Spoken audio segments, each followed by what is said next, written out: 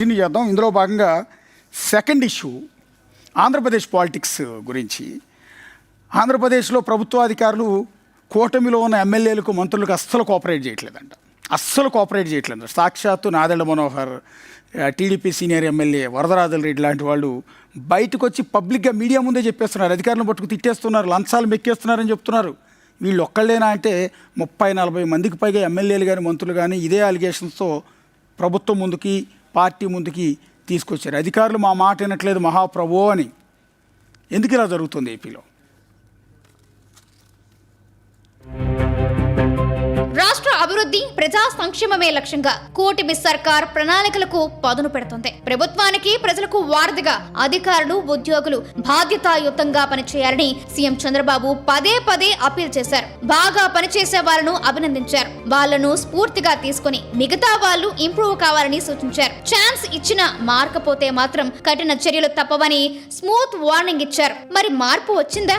అధికార యంత్రాంగంపై పొద్దుటూరు ఎమ్మెల్యే వరదరాజుల రెడ్డి వ్యాఖ్యలతో సంచలనం తెరపైకి వచ్చింది. లంచాలు తీసుకోవడాన్ని ఉద్యోగుల హక్కుగా భావిస్తున్నారని 90% మంది అధికారులు, ఉద్యోగులు లంచాల రుచి మరిగారని విమర్శించారాయన. అంతేకాదు, అవినీతిని అరికట్టాల్సిన ఏసీబీ అధికారులు కూడా లంచాలకు అలవాటు పడ్డారన్న వరదరాజుల రెడ్డి ప్రజల్లోని తిరుగుబాటు రావాలని కూడా అన్నారు. మరోవైపు మంత్రి నాదెండ్ల మనోహర్ కూడా ఏకంగా కేబినెట్ లో అధికారుల అవినీతి, అక్రమాలపై ప్రస్తావించారంటే పరిస్థితి ఎలా ఉందో ఇక చెప్పనక్కర్లేదు. అధికార పక్షం నుంచే అధికారులు, ఉద్యోగుల వైఖరిపై విమర్శలు రావడం సంచలనంగా మారింది. ఏపీలో అధికారులు, ఉద్యోగుల ప్రోగ్రెస్ రిపోర్ట్ కాదు, కరప్షన్ రికార్డ్ ఇప్పుడు బిగ్ డిబేట్ లా మారింది.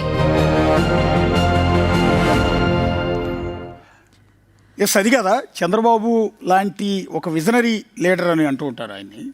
సో అలాంటి వ్యక్తి ప్రభుత్వోద్యోగుల పట్ల, పనితీరు పట్ల చాలా కఠినంగా ఉంటారు. గతంలో 1996లో ఆయన ముఖ్యమంత్రి అయిన తర్వాత ఆకస్మిక తనిఖీలు, మిడ్ నైట్ తనిఖీలతో హడావిడి పుట్టించారు. అధికారుల మీద ఒక విధంగా భయపెట్టారు ఆ దశలో. అందువల్ల అడ్మినిస్ట్రేషన్ కూడా చాలా బాగానే సాగింది. కానీ ఆనాటి 1996 నాటి చంద్రబాబు 2026కి వచ్చేటప్పుడు కనిపించట్లేదు.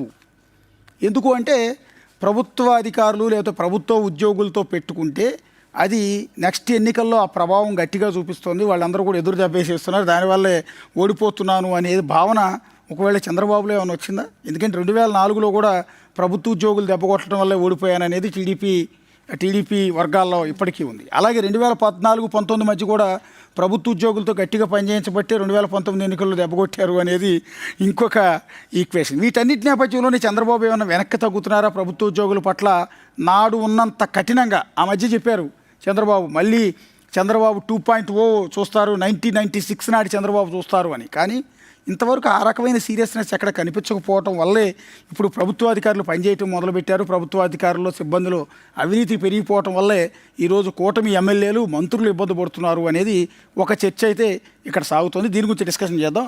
రోహిత్, నిజానికి వరదరాజుల రెడ్డి ఏం మాట్లాడారు అంటే, పోలీస్ దగ్గర నుంచి రెవెన్యూ అధికారుల వరకు, పంచాయతీ అధికారుల వరకు ఎవరూ కూడా మాట వినట్లేదు అని ప్రొద్దుటూరు ఎమ్మెల్యే వరదరాజుల రెడ్డి అన్నారు. దానికి సంబంధించి గోపవరం, కొత్తపల్లి పంచాయతీల్లో కొంతమంది కాంట్రాక్ట్ కార్మికులకు, పారిశుద్ధ్య కార్మికులకు జీతాలు ఇవ్వట్లేదు అని చెప్పారు. ఆ తర్వాత వాటితో పాటు ఇంకొన్ని అలిగేషన్స్ చేశారు, లంచం ఇవ్వందే ముందుకు వెళ్ళట్లేదు అని.